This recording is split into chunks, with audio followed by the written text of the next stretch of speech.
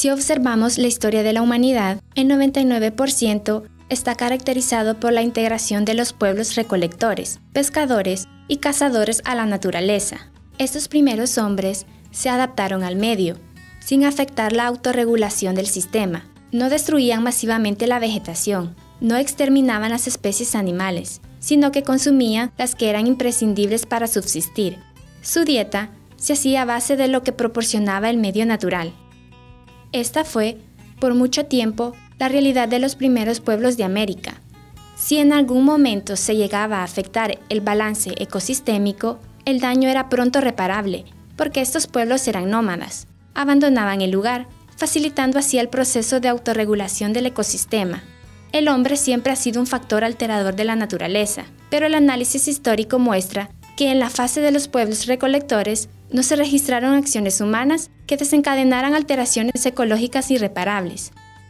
Sin embargo, un cambio grande ocurrió cuando el hombre descubrió que a través del proceso agrícola y la domesticación de animales, podía almacenar energía metabólica. Las sociedades recolectoras dominaron el arte de elegir y reproducir a conveniencia ciertas especies vegetales. Este fue el momento en que la sociedad recolectora se convirtió en una sociedad agrícola. En América sucedió hacia el año 4000 antes de nuestra era aproximadamente, que significó el comienzo de alteraciones de los ecosistemas. Las prácticas agrícolas tienden a eliminar sistemas ecológicos complejos y a reemplazarlos por otros más simples, comunidades de bosques y prados, que contienen muy diferentes clases de plantas y animales, son sustituidas por campos de monocultivos, en los cuales el hombre procura excluir otras plantas o animales. La agricultura fue una de las primeras intervenciones significativas del hombre en los ecosistemas, y ya no solo por el aumento de abundancia de unas pocas especies vegetales, sino también porque en la búsqueda de mejoras tierras, los aborígenes hicieron las primeras quemas y talas de árboles. Fue el comienzo de la alteración del ambiente latinoamericano, pero dada su escasa magnitud, no alcanzó a provocar desequilibrios ecológicos significativos. También el aprovechamiento de la energía animal a través de la domesticación de animales significó otro gran acontecimiento histórico. Por primera vez, el hombre empezó a usar una energía que complementaba la energía metabólica, obtenida por los cultivos, además de su propia fuerza de trabajo. Sin embargo, en América, la utilización de la energía animal fue limitada en comparación de Europa y Asia, pues no existía el caballo ni el buey. Los aborígenes americanos, especialmente los de la zona andina, emplearon a la llama y el guanaco, que no resistían más de 25 kilogramos de peso. En numerosos pueblos agroalfareros latinoamericanos comenzaron a surgir aldeas y ciudades, algunas de las cuales llegaron a tener más de 100,000 habitantes, como Teotihuacán, iniciado el proceso de la revolución urbana en nuestro continente. Así, la mayoría de los ecólogos estima que las ciudades no constituyen ecosistemas porque básicamente no tienen autarquía, que es la capacidad de autoabastecerse, es decir, no se autorregulan y depende de flujos de energía ajenos. En ese sentido, las ciudades serían ecosistemas artificiales o fallidos. Las ciudades aborígenes centroamericanas no tenían un alto grado de consumo energético importado. Cada una de ellas tenía muchos árboles, plantas, lagunas, arroyos y otros componentes autotróficos que proporcionaban energía propia. La ciudad indígena tenía entrada y salida propia de energía, constituyendo una unidad insoluble con el campo. El consumo de agua era elevado como consecuencia del regadío artificial, pero aquellas ciudades, a diferencia de las actuales, no tenían salida de agua contaminada, ni desechos imposibles de reciclar. En síntesis, podríamos atrevernos a caracterizar la ciudad indígena como un ecosistema, con autarquía energética propia. A la llegada de los españoles al continente americano, inició una nueva época, la época colonial. Los colonizadores de Mesoamérica encontraron un continente con exuberante vegetación, metales preciosos, zonas cultivadas con regadío artificial y abundante mano de obra que explotar. Estos factores condicionaron un régimen dedicado fundamentalmente a la exportación de materia prima. Los españoles aprovecharon estas bases ecológicas para sus fines colonizantes, expoliando la naturaleza y las comunidades aborígenes. El ecosistema comenzó a deteriorarse, con la instauración de una economía a la que solo le interesaba la exportación de productos agropecuarios y mineros. Con la tendencia a la monoproducción implantada por los españoles, los ecosistemas latinoamericanos comenzaron a hacerse más frágiles. La economía de exportación dio como resultado la activación de la economía de los españoles, la constante salida de productos de flora y fauna, maderas, los metales preciosos y diversos minerales al mercado español. El aumento del deterioro ambiental fue más acelerado de lo esperado, dejando secuelas en los ecosistemas de Latinoamérica. La colonización española fue la que realmente promovió el proceso de deterioro del ambiente en América Latina. Época de la República. Separación de España. Durante esta época se acentuó el proceso de deterioro de los ecosistemas al continuar las formas de expoliación o saqueo legal, implantadas por la colonización española. Las revoluciones desde 1810 cambió la forma de gobierno político, mas no la estructura socioeconómica heredada de la colonia. Los sectores de la clase dominante criolla estaban comprometidos en una política económica, cuyo denominador común era la exportación de productos agropecuarios y mineros. La división internacional de trabajo, acelerada por la revolución industrial, agudizó el proceso, porque en el reparto mundial impuesto por las grandes potencias a los países centroamericanos, formalmente independientes, les correspondió desempeñarse solo como meros abastecedores de materias primas básicas e importadores de productos industriales. Las tierras más fértiles fueron utilizadas solamente para explotar los productos de exportación. Se aceleró la devastación de bosques con el fin de habilitar tierras para la economía agroexportadora. Las comunidades indígenas, que conservaban todavía a fines de la colonia algunas parcelas, fueron expulsadas de sus tierras, terminando de esta manera con los únicos habitantes que mantenían una integración a los ecosistemas. La propiedad territorial, concentrada en grandes latifundios, fue dedicada a la crianza masiva de ganado o al cultivo de determinadas plantaciones. Desde el periodo postindependencia, la población incrementó en gran medida, así como su expansión y actividades agrícolas. Esto nos lleva a la época actual. Durante la época colonial y republicana, el primer gran deterioro ambiental por cultivos fue el de añil, que se hizo a costa de destruir la riqueza natural. Posteriormente, al añil fue el cultivo del café, que convirtió selvas y bosques naturales en un bosque secundario. En la zona costera apareció el cultivo del algodón, que trajo al ecosistema del país un mayor deterioro, ya que se necesitó un mayor territorio para su cosecha.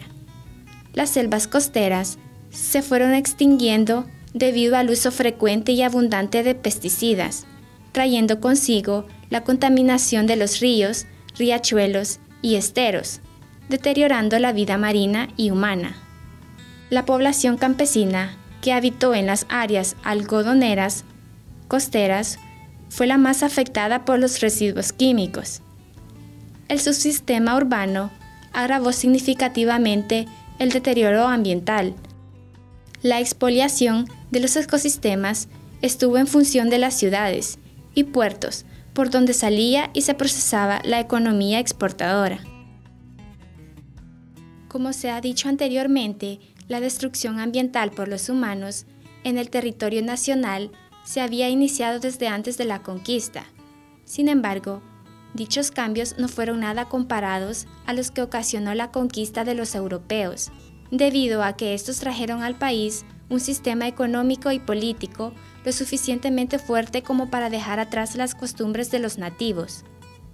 En casi 4 siglos de dominación española, ya había una marcada huella en el deterioro ambiental, y el sistema que se heredó de ellos no mejoró en la independencia y se agudizó en la entrada del desarrollo industrial de la década de los 1930 en adelante, y no siendo suficiente aún con toda la degradación causada por estos procesos, esta se lleva a niveles superiores, principalmente en los que corresponden a la década de los años 1970 al 92.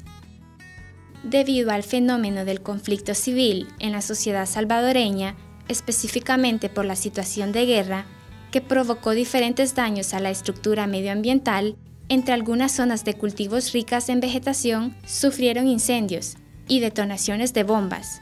Aunado a esto, varios fenómenos naturales, que causaron un impacto ambiental.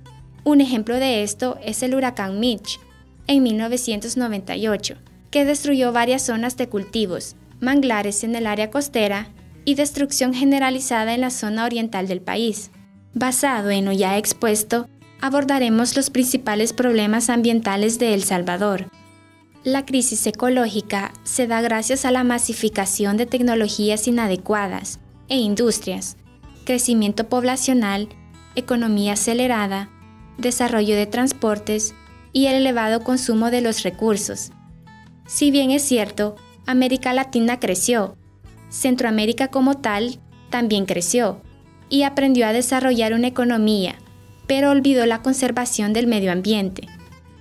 Actualmente estamos conscientes de lo que ha provocado el desarrollo humano. Somos la principal causa de la degradación ambiental. En El Salvador existen tres principales grandes problemas ambientales. Crecimiento demográfico descontrolado. Al año 2017 somos aproximadamente 6.500.000 personas registradas como salvadoreños, con una tasa de natalidad de 26.3% cada 1.000 habitantes, por lo que la frontera urbana cada vez se expande más, realizando un cambio en el uso del suelo, de bosques secundarios o tierras de cultivos a zonas exclusivamente urbanizadas. Para darse una idea de ese crecimiento demográfico desmesurado, en 1950 se censó un aproximado de 2 millones de personas, aproximadamente en todo el país. Actualmente, esa cifra es similar a la cantidad de habitantes solamente en la capital. Como consecuencia de esa alta densidad demográfica y el desarrollo económico, se generan los otros grandes problemas ambientales, que son la deforestación y la contaminación. Deforestación. En la actualidad, la cobertura forestal apenas sobrepasa el 6% de la extensión del territorio nacional. El desarrollo de la agricultura y la expansión de las ciudades ha devastado nuestros bosques en gran medida. Por ello, la deforestación resulta preocupante porque los bosques protegen tres de los recursos más críticos: el suelo, agua y energía. De acuerdo al Ministerio de Medio Ambiente y Recursos Naturales, MARN, en El Salvador existen 80 zonas identificadas como puntos críticos por la deforestación y son puntos claves para proteger los mantos acuíferos y combatir los efectos del cambio climático. La contaminación. Existe una relación directa entre el crecimiento poblacional y el aumento de la contaminación. Asimismo, ha habido un incremento en los estándares de vida de la población y los niveles de consumo durante la última década que nos hace aumentar la producción de desechos, que afecta a dos grandes elementos sumamente importantes en la vida y desarrollo de la población: el agua y el aire. Contaminación del agua. La calidad del agua constituye uno de los principales desafíos socioambientales en El Salvador. Esta se profundizó durante las últimas décadas y pasó a constituir un problema generalizado para la población y los ecosistemas.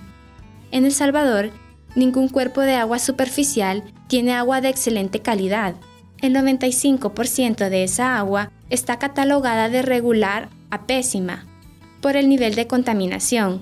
Para poner en perspectiva el porqué de esto, solo entre el 2% y 3% del caudal de aguas residuales de la zona urbana recibe algún tipo de tratamiento previo antes de ser lanzadas a ríos o quebradas.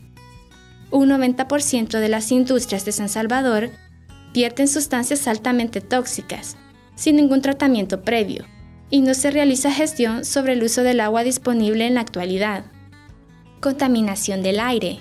La contaminación atmosférica se puede definir como el aumento o la disminución de ciertos componentes de la atmósfera, que producen efectos negativos en el hombre y en el medio ambiente, que en su mayoría resultan de la actividad del hombre.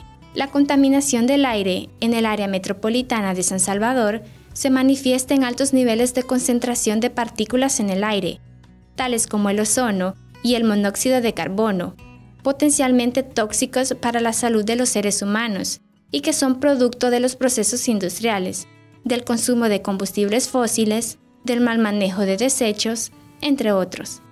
En diversos estudios realizados en las zonas más pobladas de las urbes de El Salvador, en la mayoría de los casos, la cantidad detectada de sustancias contaminantes superaba de forma alarmante el umbral de seguridad establecido por entidades internacionales, alarmando incluso a la Organización Mundial de la Salud, OMS, que ha advertido sobre la preocupante cantidad de casos de enfermedades relacionadas con la mala calidad del aire en el país. A pesar de este panorama tan desolador que se nos muestra, aún hay forma de disminuir nuestra huella ecológica sobre el ambiente. Infórmate y haz tu parte.